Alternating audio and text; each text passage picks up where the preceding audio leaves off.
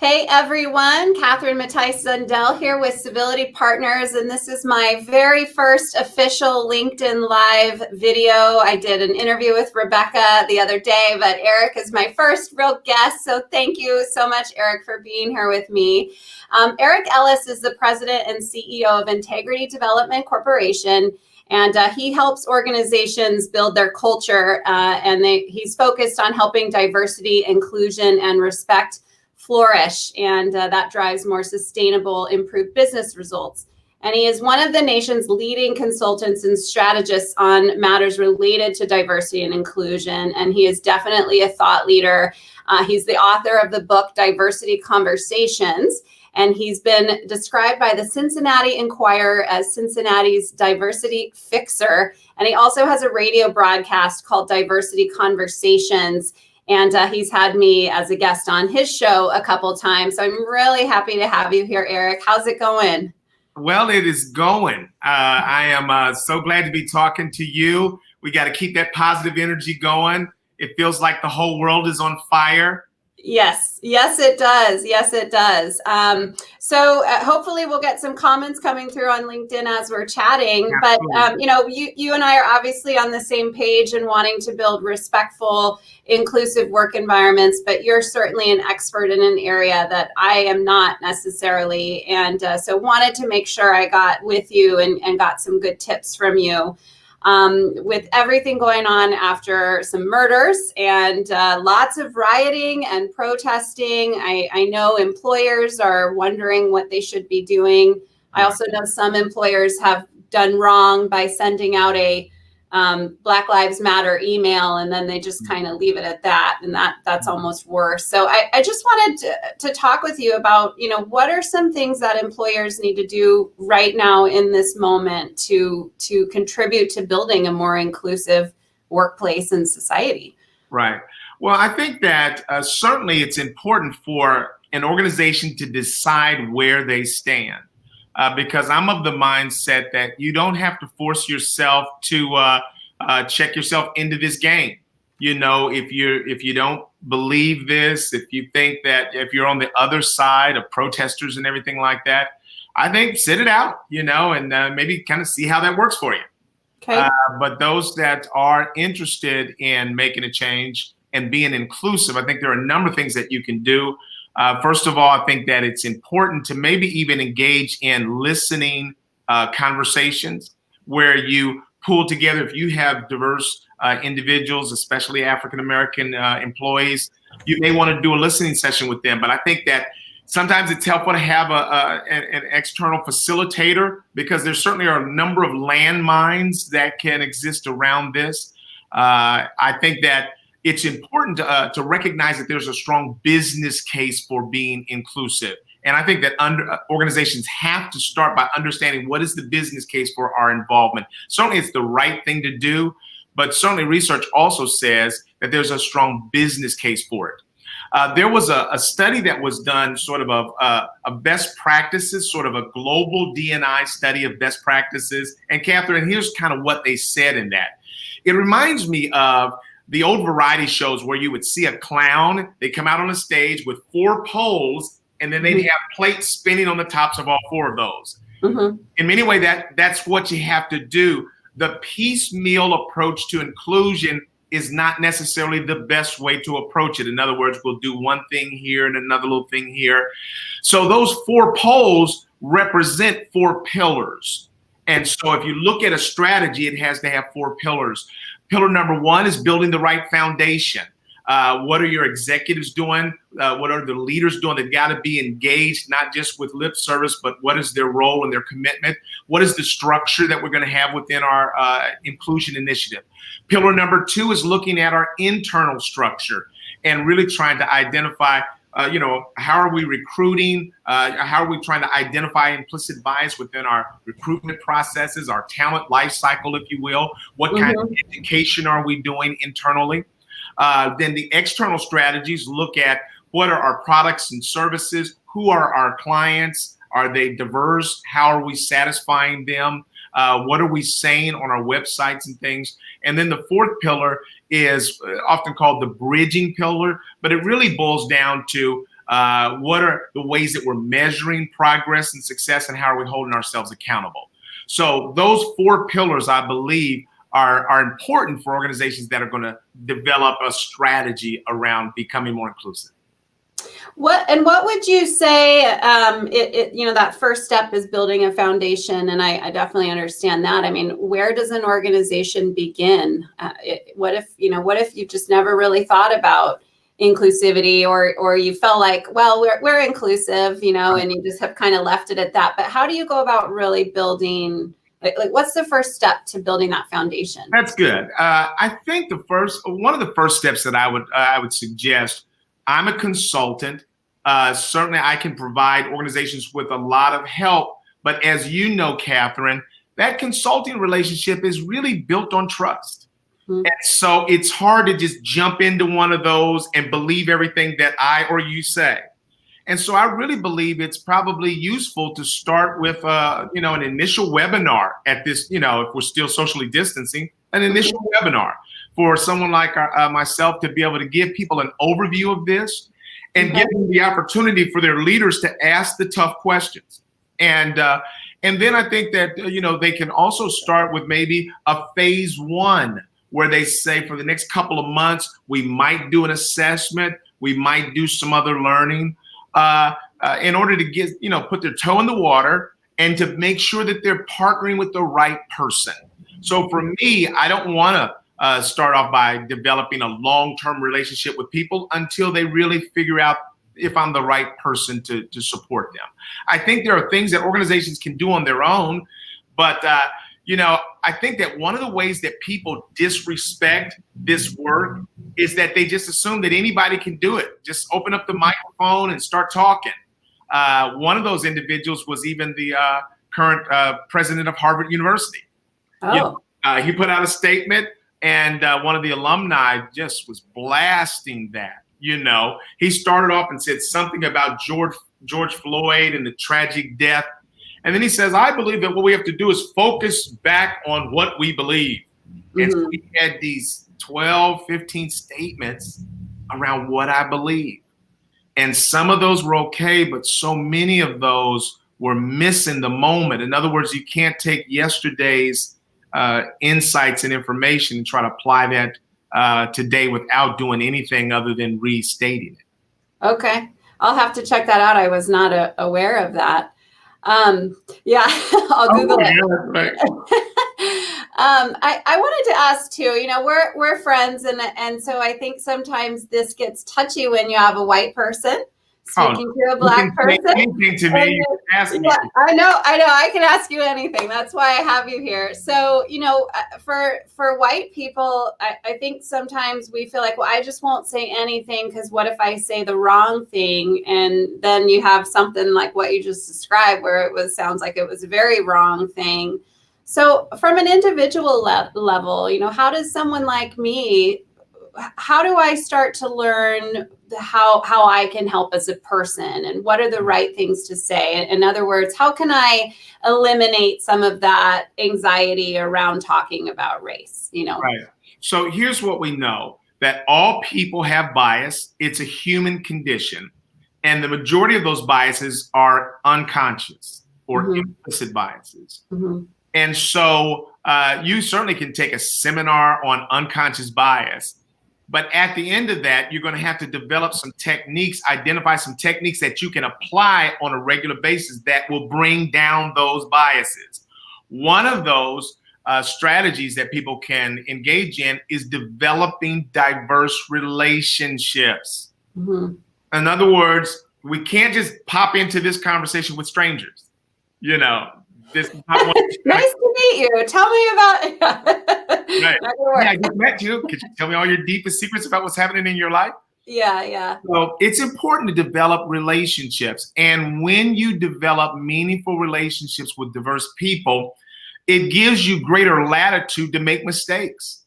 In other words, I have found in organizations where people have stronger relationships across differences, whether that be race and ethnicity or gender or sexual orientation, they give people a lot more grace when they make mistakes.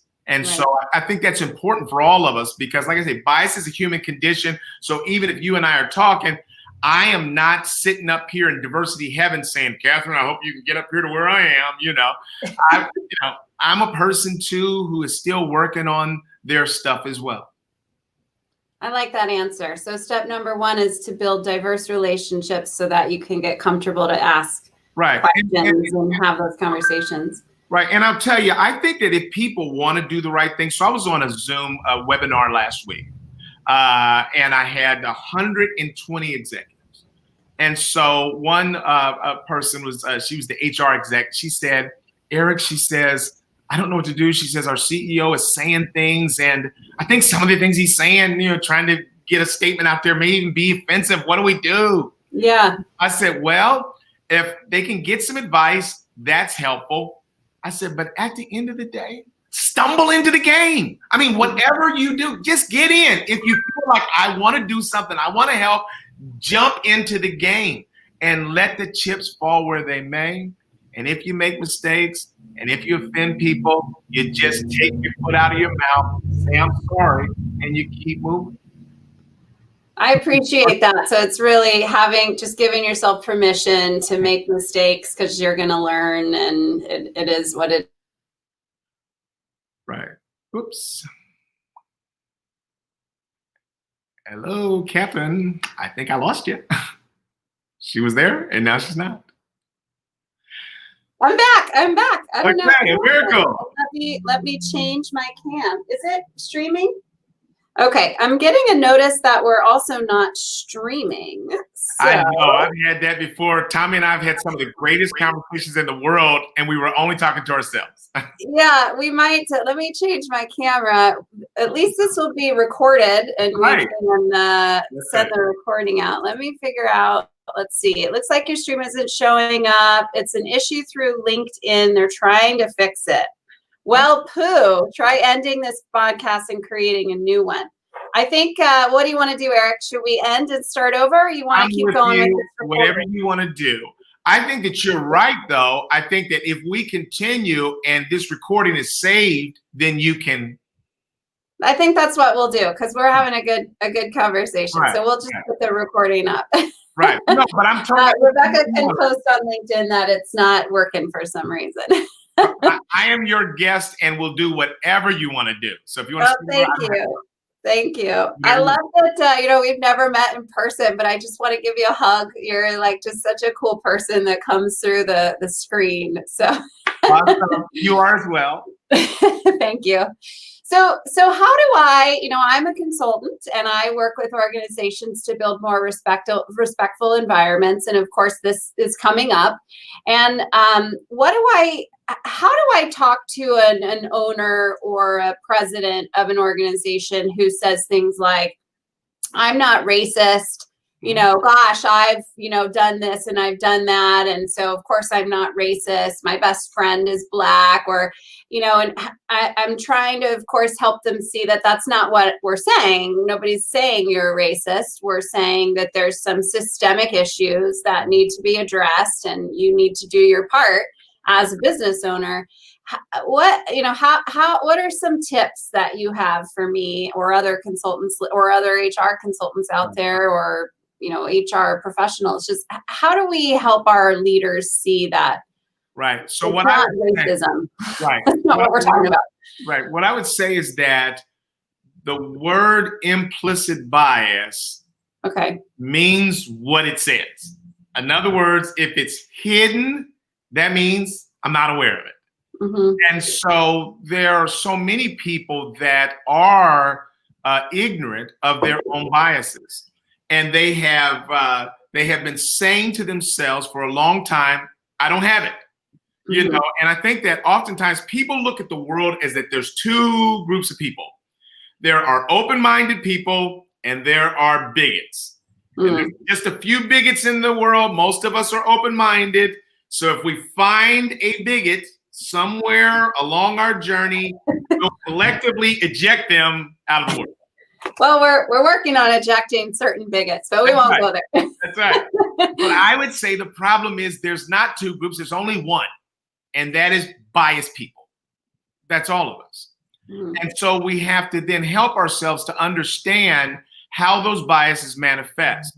So I have to learn about my own unconscious biases. Certainly I can take some of the IAT, implicit association tests, to help me understand what some of my unconscious biases are.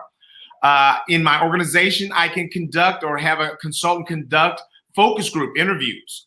I just did some interviews this morning with a company that had a guy that has been operating in very prejudiced ways.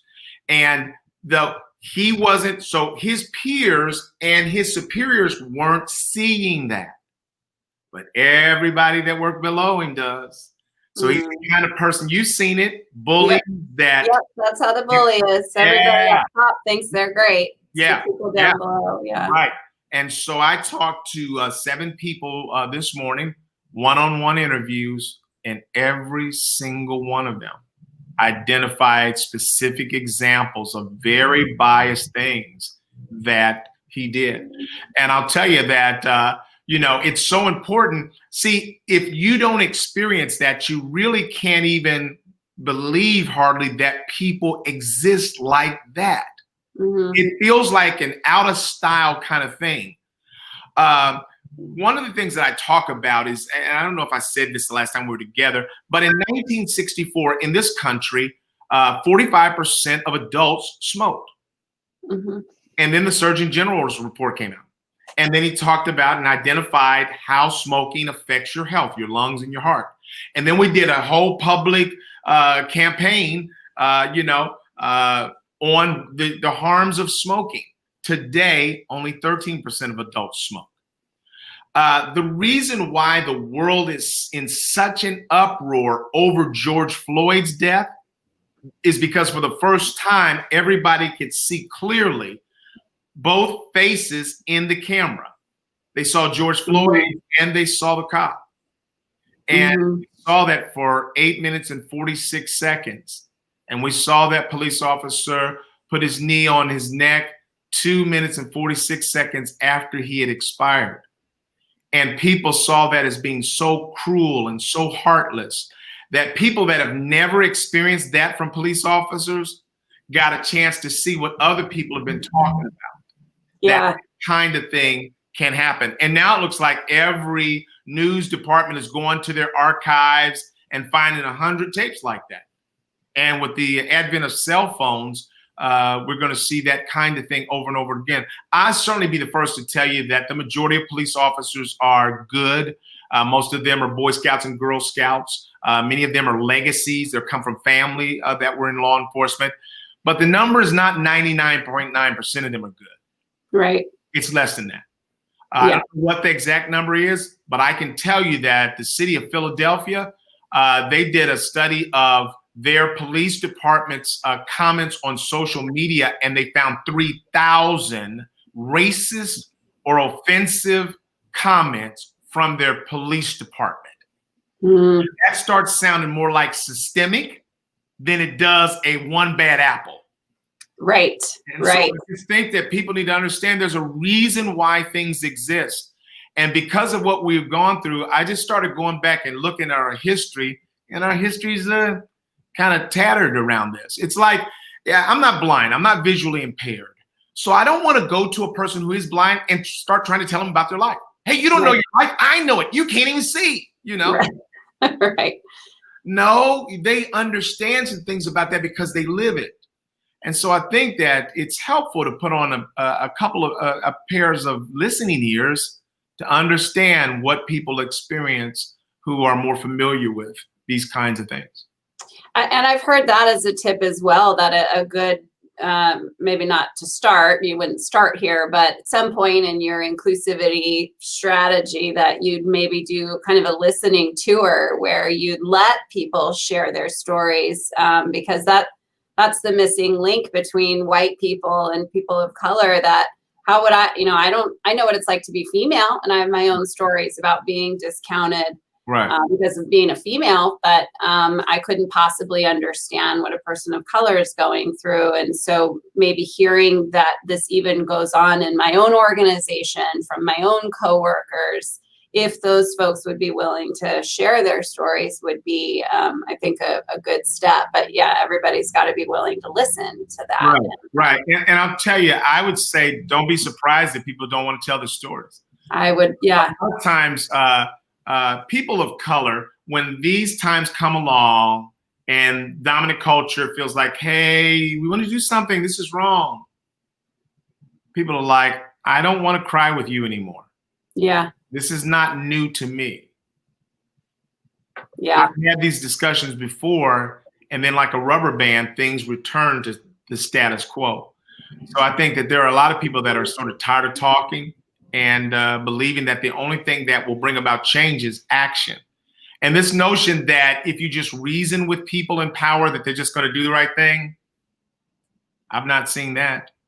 It's unfortunate, but until streets are on fire, until we're burning down cities, people will ignore these things. All you have to do is look at, I said this the last time, look at Gallup's global study on full-time workers around the globe. They found that 85% of people don't like their jobs, 75% of their bosses.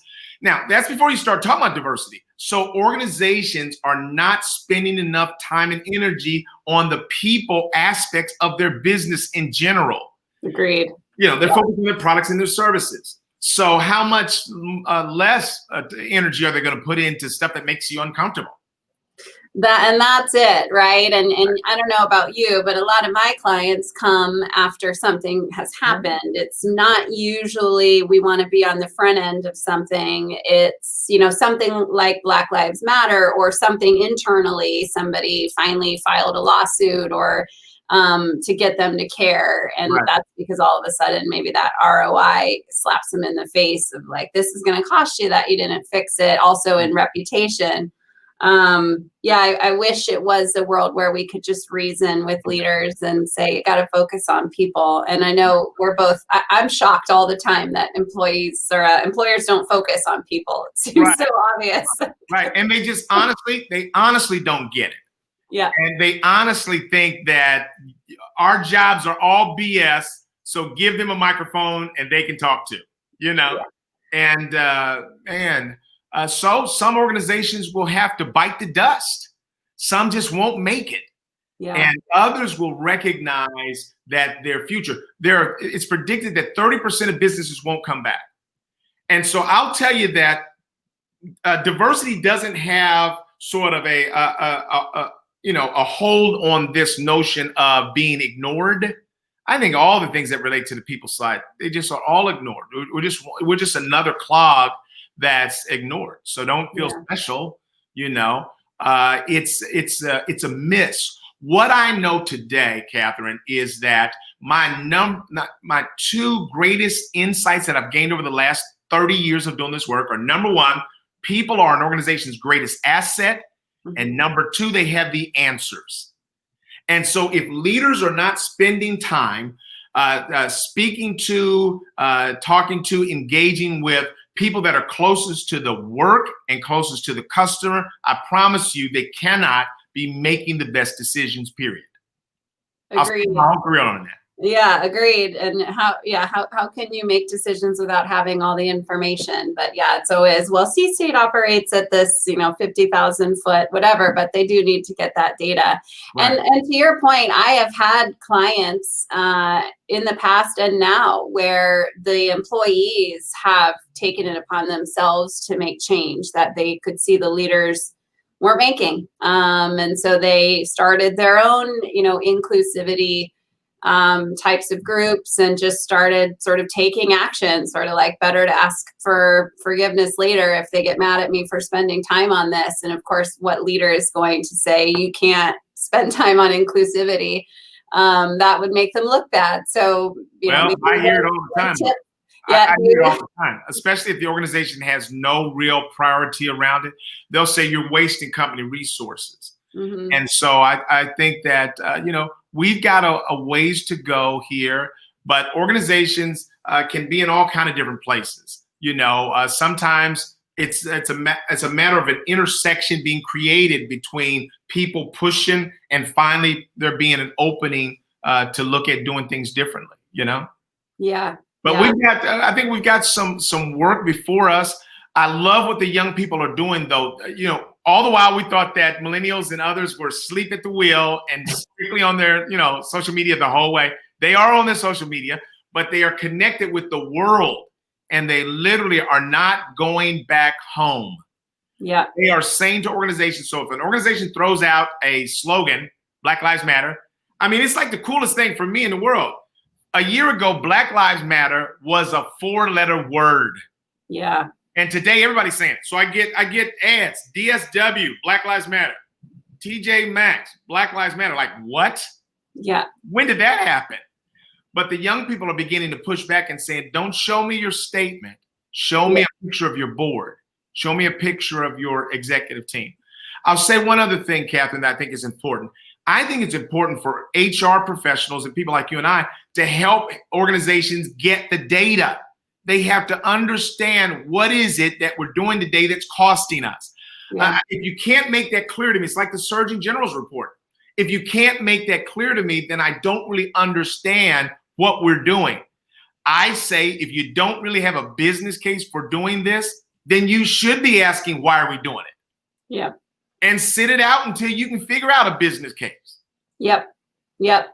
And sometimes you can make that business case pretty easily with a survey. And we've done surveys and, of course, often ask for demographic information. And, the African-American line on the chart is always quite a bit lower, where they're just less satisfied with the organization. And then you can say, well, what's happening here? And we got to fix that line. It's got to be equal. Right. And here's the other thing. So sometimes people get offended by that when, like, oh, my God, we're always trying to count and measure. Everything that can't be counted in pictures. Okay.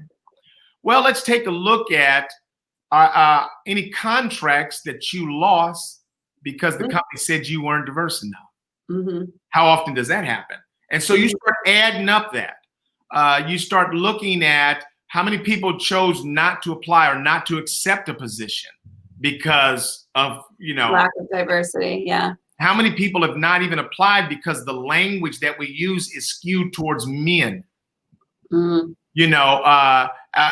If we use AI, if we use algorithms to try to select, are those algorithms skewed? I mean, what data are we inputting into those algorithms? And oftentimes, if that data is historical data, it may have a diversity bias to it. And so literally women and diverse people won't have the same opportunity. They don't even show up. Who are we getting referrals from? Mm-hmm. If we're a company that incentivizes our people to refer their friends, a lot of companies get a lot of their referrals from their employees. Well, if you don't have a lot of diversity and you're not getting referrals from them, then you're going to continue to look like yourself. So we really have to help people look at practical ways of getting their arms around this if they are interested. Yeah. If they're not, it's just going to take the public to keep putting pressure on them, and maybe or maybe not. That's what I'm thinking. Those companies that are putting out the statement, Black Lives Matter, and then people challenge, hopefully that's part of that business case too. Well, let's look at social media and how we're being talked about, or Glassdoor, and then there's the business case that you've got to really focus on this. So right, and you can dismiss that. A lot of companies are choosing to dismiss that. I'd say that's not very wise. No.